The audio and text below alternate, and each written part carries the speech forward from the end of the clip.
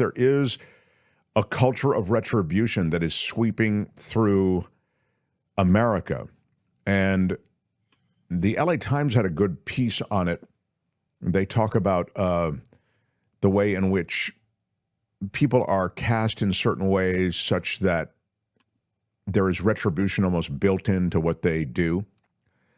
A video went on social media portraying this this guy who was a Texas teacher as a groomer of kids, and accused him of having sexually explicit books in his classroom. He became a target, and he now has been enduring all of these basically harassment to the point that, he doesn't want to be a teacher anymore. The backlash has been so intense. He says, I don't know who these people are or what they're capable of. This ugliness and sense of intimidation is a Trump-era thing. There's a real danger of it accelerating. Librarians are harassed. Teachers are vilified. Election workers are threatened. Immigrants are demonized. And armed groups march outside state capitals. Even meteorologists are targeted in conspiracy theories. This is just the insanity that Trump has wrought. And you can say, Mark, you have Trump derangement syndrome.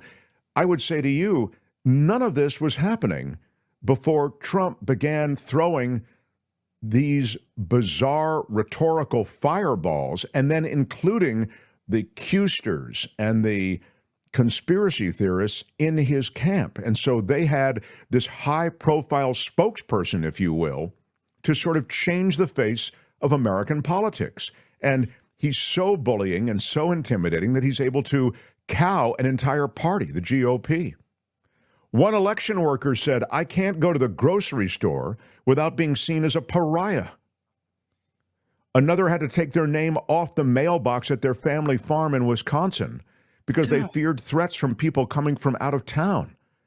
They've had that farm for 5 generations, apparently. A worker in Arizona had her dogs poisoned. Trump's increasingly dark vision of America, as evidenced by his recent hate-inflected rally at Madison Square Garden, is less of unity and promise than of suspicion and grievance directed at those who cross him and his white working-class base. He has so normalized outrageousness with coarse language and cutting asides that his pronouncements and well-documented lies, which years ago would have doomed a candidate, have lost their capacity to shock. Even the conservative Christians who back him aren't shocked by this. They just move along and get along. He's speaking to anger and fear and giving voice to it, said a politics professor in Chicago. He didn't invent divisive rhetoric, the professor said. We have a long history with that, but he's taken it to new heights. He stands apart from any American president in history for what he's doing to the country. He's a destructive, corrosive force, said the professor.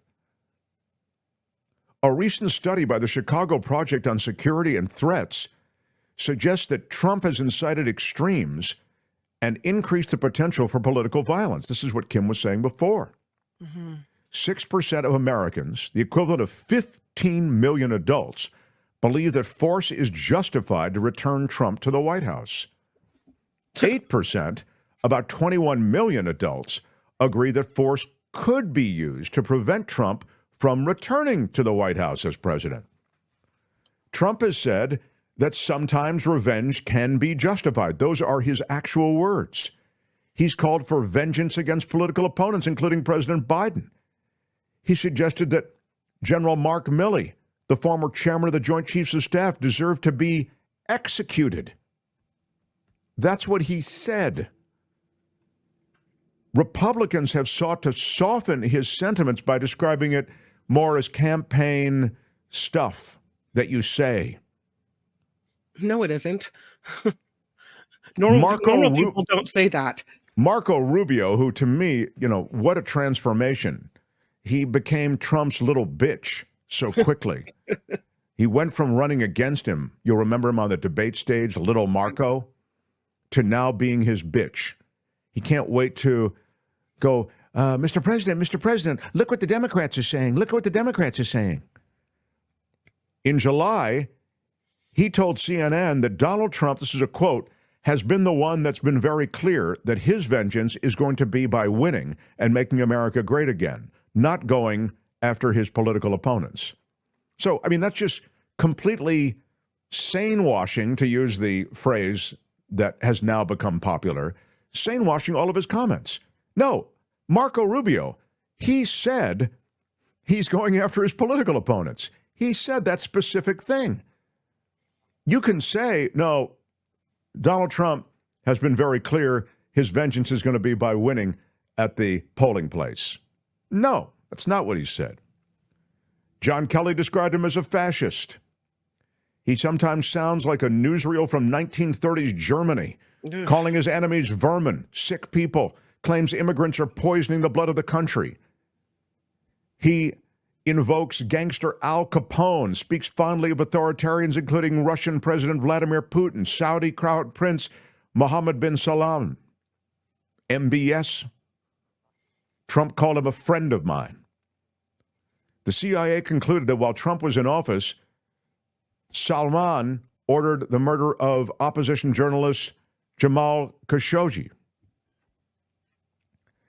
It's just amazing, not just for the Trump rhetoric, but for the contagion that is that violence and retribution. And that's why I mention it. Moved by his messaging, his followers and other hard-right conservatives have railed against COVID-19 restrictions. They threatened teachers, librarians. There was a plot to kidnap the Democratic Michigan governor, Gretchen Whitmer. That was awful. Some of these crimes involved January 6th and the assault on the Capitol. Mm-hmm. And they've said openly in court they were motivated by Trump. The Louisiana school librarian, Amanda Jones, she was harassed and threatened by right-wing elements after she spoke out against censorship. She said she fears the vindictive atmosphere that Trump has created. It's, as I say, a contagion. It starts with him, but now it's become woven into the political rhetoric and the political culture. And it's scary. Hi, it's Mark, and I thought that was great. Hit the notification bell, you'll know whenever there's a new video being dropped, and please subscribe to our channel to help us save the universe.